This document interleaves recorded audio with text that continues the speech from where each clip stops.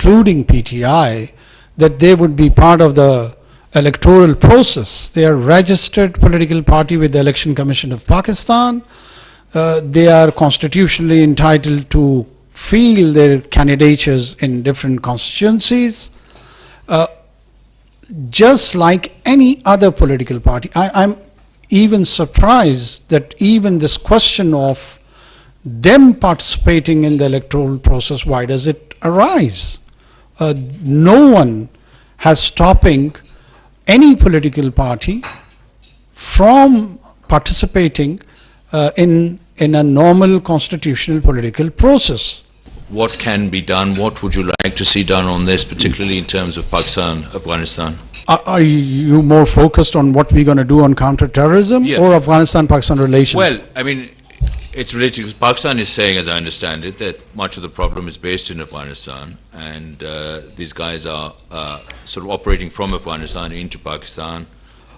First of all, I think so we should focus and try to appreciate what is going on our western borders. And this surge in attacks of terrorist outfits, either be religious inspired attacks or even ethnic inspired attacks, like the form of BLA and BLF and the rest of their associates. One thing which is very important, which has changed the entire landscape, the security landscape of this region, is the leftover gadgets by US and its allies in Afghanistan, which has implications not just for Pakistan but for the whole region. And very reliable and authentic journalistic literature has been already produced on it. It's not just what Pakistan is saying, it's the literature has been published even in magazines like Foreign Policy and few others. But we do believe this is a challenge which probably was not well thought of. And this is a challenge which needs to be responded. And this is a challenge where we, along with our international partners against the terrorism, need to coordinate, cooperate, and work together. And I believe that in initial briefings to me from the security side, my understanding is that we are already working on that with our partners, be it United States and others, European Union, UK, and the rest of the powers. And this is a problem which has been recognized by anyone and everyone. And these surges are primarily happening because the fighting capacity of these outfits has been enhanced. They are emerging as a new challenge. Pakistan is in the forefront to take this brunt. We have been arguing this for years and years and years when we were accused by our own partners that we are probably having a sort of a double role, or we are not the willing partnership in this so-called war on terror. But we could foresee that a time will come that all these powers will leave this region and it would be us who would be facing the mess. And this is what is exactly happening to us. It has happened to us in 1989. It has happened to us again in 2021. Do we surrender? Do we just leave it as a fait accompli? No. We are planning, we are executing on our own resources. We would reform, when I say we would reform our tax system, it is for the reason we cannot rely on financial assistance to take on our security challenges. We have to raise our own money. And we are doing that. And then spend that money on an area where we can keep our population secure, which is one of the prime responsibility constitutionally of any government.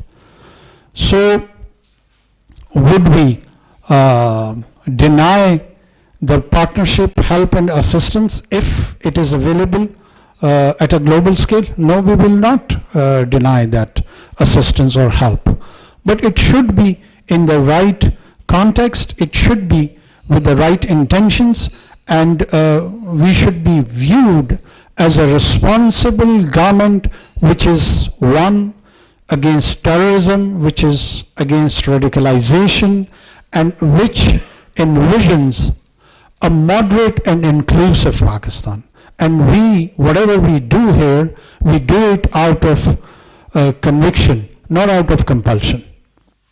Yes, actually, it is a follow-up question as well, because I would like to know, because there were some meetings happening about security with the Afghan government, and so how is it, do you feel that there is a kind of comprehension that they are willing to help when it comes to security? We need to appreciate that when we talk of Afghanistan or even Taliban, they are in a phase of transformation, and I personally feel that room and space should be given to them.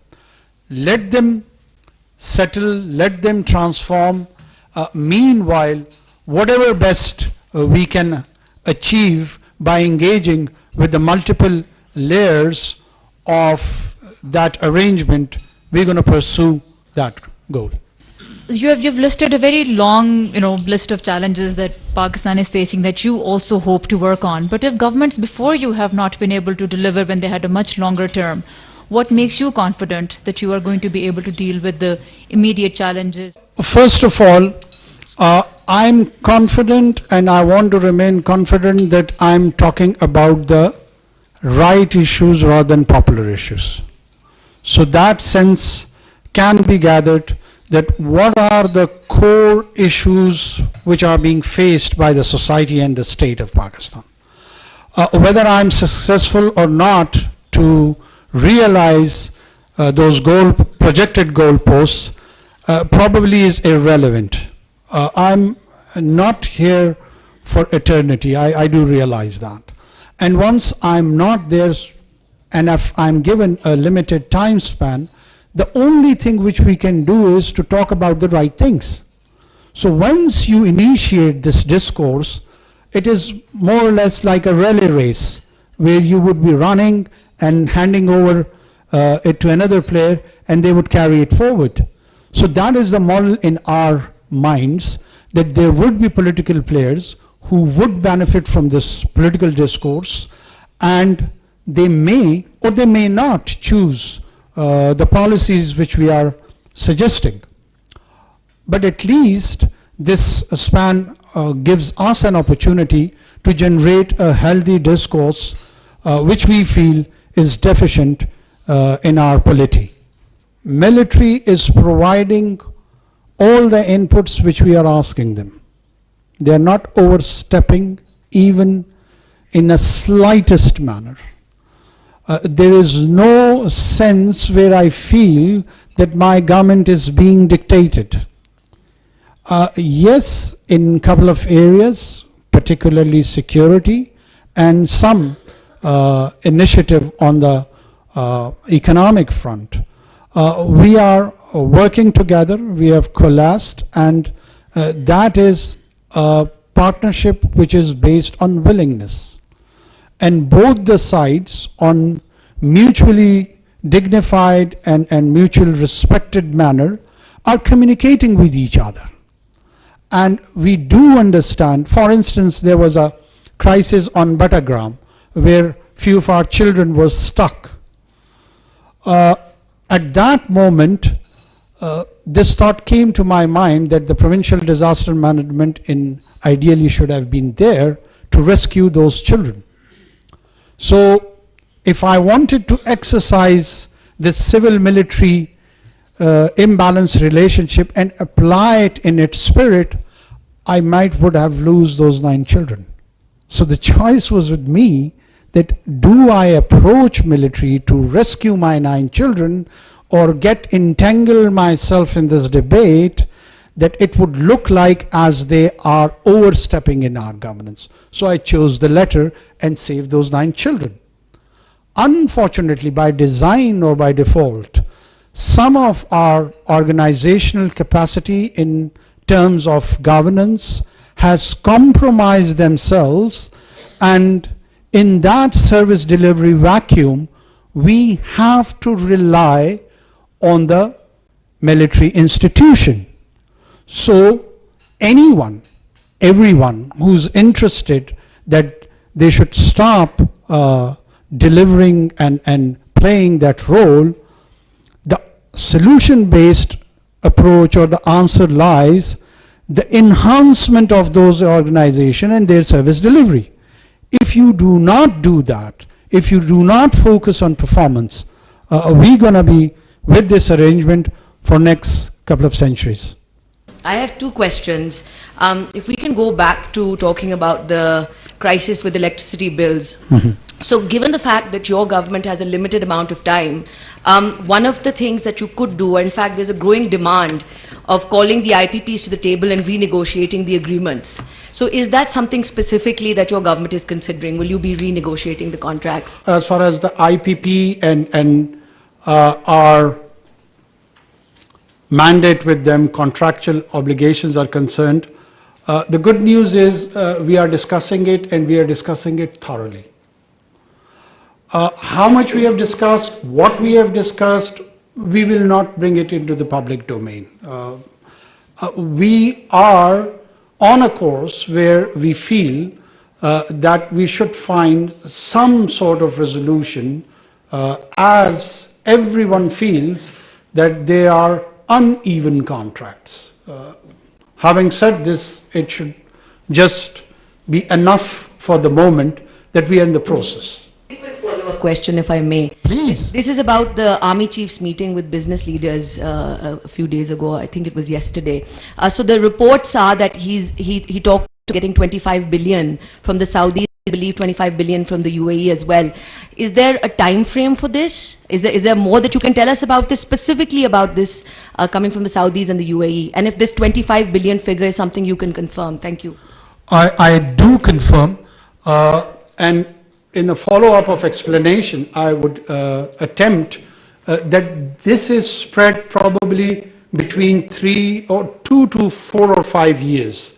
And in this span of time, these projects are to the tune of this amount would be realized, and it is in different sectors, particularly mines and minerals, agriculture, and IT sector. Question is, you mentioned that the most meetings you've had is on the energy sector.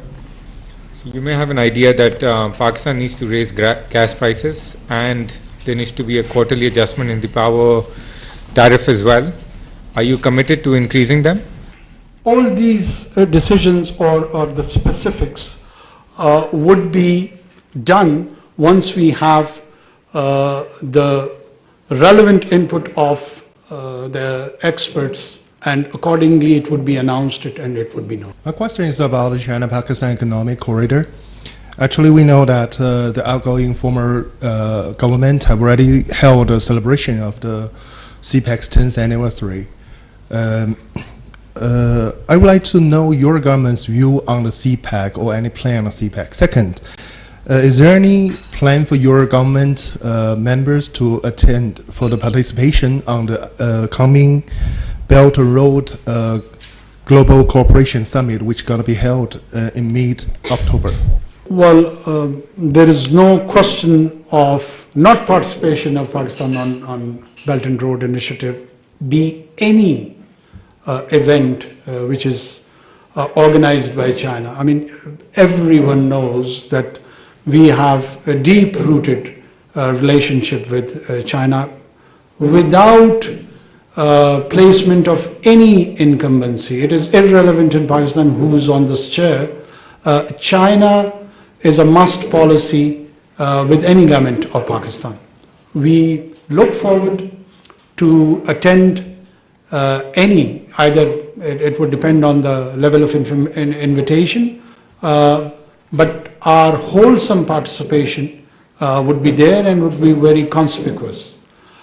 Secondly, the CPAC, we view it with a very positive trajectory that it's going to enter into second or third phase of its projection, and we would fully coordinate and cooperate in its maturing phases, and I am pretty much sure it will bring those promised dividends for which it was initially envisioned. Afghan refugees. After Taliban took over in Afghanistan, there have been a fresh influx of a different type of Afghan population in Pakistan. They have money, they can spend, they are not in refugee camps, but many areas of Islamabad and even Rawalpindi, they have converted into Afghan localities. So what do you say about that Afghan refugee, any policy? Pakistan has shown a largesse and magnanimity for almost 5 decades to their Afghan brothers. There are 3 types of Afghan individuals in this country. One is the registered refugees in the camp, which according to our conventions to the UN different agencies, we are obliged to provide protection to them. There are around 2.8 million people, registered refugees. Then there are people who are occupying our land space in an illegal manner. They're aliens. And then there are people who have gone and they have penetrated our systems of the government, and they are living with identity theft. So there are 3 categories. Government is planning with all the relevant stakeholders, and we are coming up with a policy to this challenge and issue, because it's directly now linked to the kind of new emerging threats which we are facing on the count of terrorism. What would be those measures? It's premature to discuss it on a public forum because it may compromise the operational outcomes of those initiatives. But I can assure you that we have a strategic visibility and clarity on this issue, and we are coming up with a plan no sooner than, I'll leave the time frame. We will come up with a policy. First question is, what you think about the international community are really want to support Pakistan for the economic cooperation? Is it that your feeling, or is it just a conversation? And second one, defense cooperation between Turkey and Pakistan recently, it's going well. Also Saudi Arabia and other countries, which is they are supporting Pakistan too.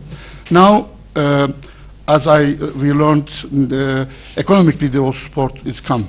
So do you have a feeling that for short term or middle term, some positive changes will come for Pakistan? What is your message for that? First of all, I do accept that there is a lot of similarities and commonalities between the experiment of Turkey and Pakistan.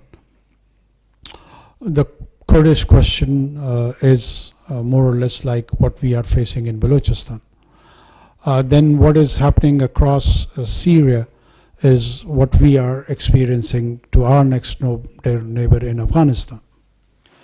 Our quasi-democratic experiment where we have a history of alternate role of governance is again very much similar to the experience of Turkey.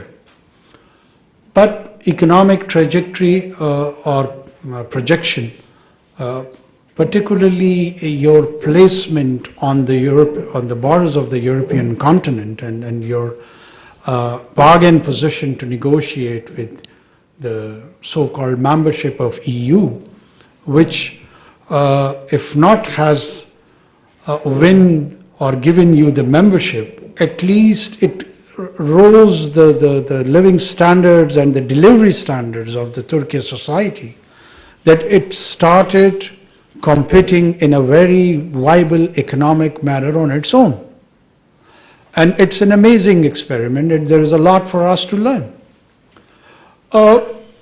Yes, there is a lot of talk here in Pakistan on sometime on our economic potential, sometime on our strategic placement, sometime we project probably ourselves as the pivot of Asia. I do hear all these things too. Is it just a talk or from where does we take this new optimist inspiration? One, I take it from my province, from where I come. We've got a Titian belt which is more or less gifted with around, a conservative estimate is around $6 trillion of natural resources, which includes copper and gold, which includes rare earth material. It was already there, so what is new? The new is that we have a economically viable project of Reko Diq, which is happening with the big boys of copper and gold, and it would start working by the end of December. So once it is initiated, it is worth or more or less near 600 to 700 billion US dollars worth project. The two holes, which is H11, H14, is around 3 square kilometer width and around 4 square kilometer length, which has these deposits based on scientific evidence and data, and it has turned the value of that mud into 700 billion US dollars. So it was there, but the scientific evidence was not available, so we couldn't claim that it is that much ore. Now this is new. The surrounding areas, we have got partners who has the financial capacity to invest and explore and do all the required seismic surveys and the drillings and bring it into a viable economic model. So can those country or groups on the basis of their financial capacity can do it on their own? No. For instance, Saudis or for instance, Emiratis or others. So they have to club in with the technical expertise, maybe Canadian, maybe Chilean, maybe Australian, maybe Americans. And this model is actually happening, and at an extended level, the players outside the region have also started realizing, and a stake, though an indirect one, is being created in the economic model of Pakistan. So we are hopeful that all these stakeholders or the players, which we would be having some sort of stakes in the exploration of all these projects, would start viewing Pakistan with a very different prism. And once these legitimate economic interests are there, they would be interested in our economic stability, and they would love to see a secure and protected Pakistan, not just for itself, but for the whole of the region. And the kind of negative perception and negative press which usually we had for many years and years and years, my anticipation is that it's going to change. And it's going to change slowly, gradually, depending that how consistent we are on pursuing all these goals. And if we are there, consistent at least for 2 years or so, my own assessment is the entire branding and rebranding of Pakistan would transform. Thank you very much for this opportunity to attend this meeting. Excellency, I have two questions. First one, how your government see the priorities with regards to Russia-Pakistani relations? This is first. And second, with regards to the crude oil deal. As I think 3 weeks ago, appeared several speculations that Pakistani refinery factories have stopped refinery activity over the already purchased Russian crude oil. Is that true? And what actually your government is planning with regards to this issue? Thanks. I luckily in my last few months in the parliament, I had the chance to visit Russia twice. I was there in Moscow and St. Petersburg. I interacted with a few think tanks over there. And the third, Rome, is beautiful.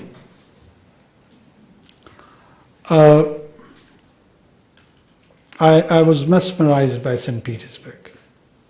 It's a beautiful city, no doubt about that. Russia is a major and important player in the region.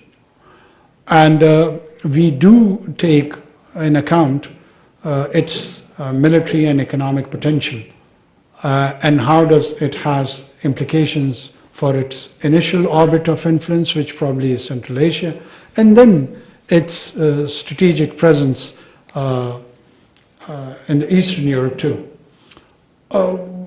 It's not just that, but it has a sizable presence in Middle East and North Africa. So we do see in the right measurement the actual placement of the Russia where it should be.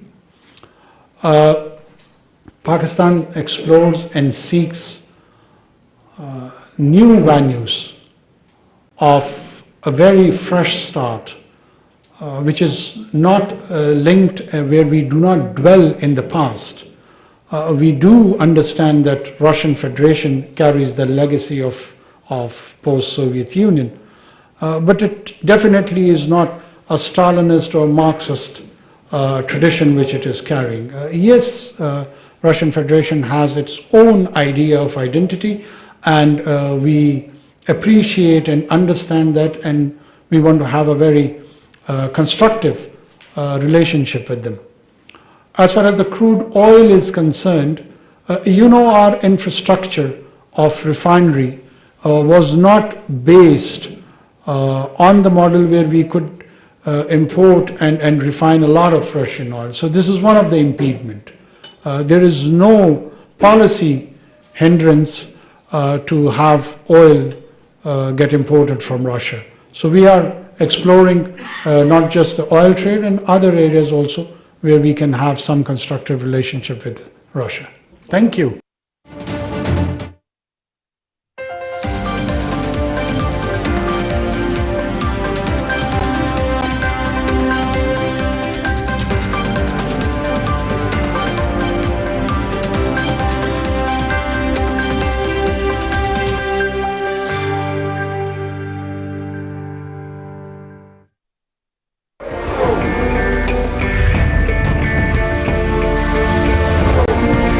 आजादी का मतलब बेलगाम हो जाना नहीं है।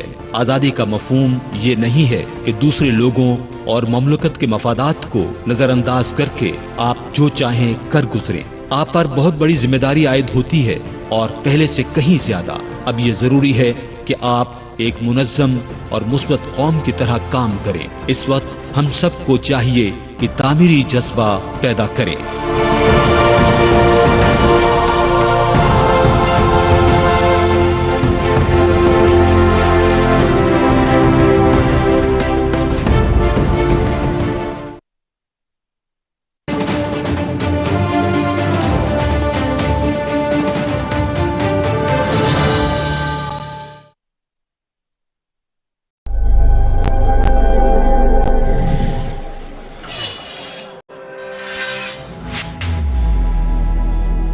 तवानाई और बचत, पाकिस्तान की जरूरत, आपका हर कदम पाकिस्तान के लिए अहम।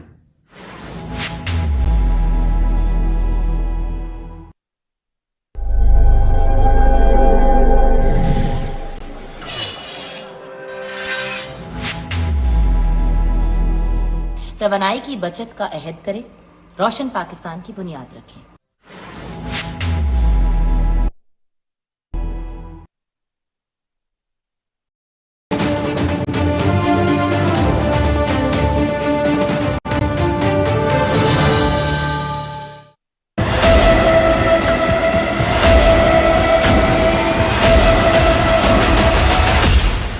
The ultimate cricketing showdown in Asia is back.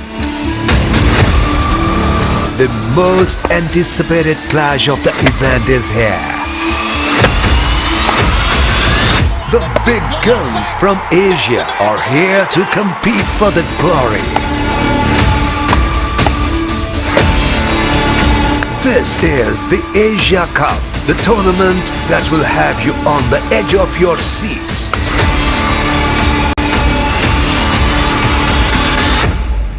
Don't miss it.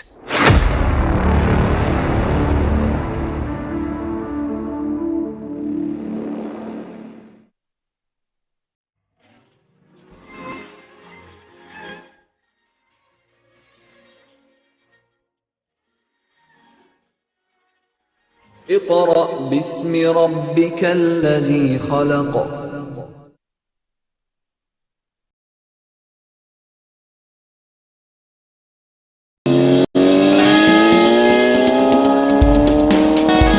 इन लोगों को फौरी अरेस्ट करें और इन पे भारी जुर्माने आयद करें। इस मैदान के बेहतरीन घोड़े तो तुम ही हो। मुझे तुम्हारे साथ में डरपोक बना दिया कि ना जाने अगले लम्हे क्या हो जाए। मीना, कोई पदरू चिमट गई है।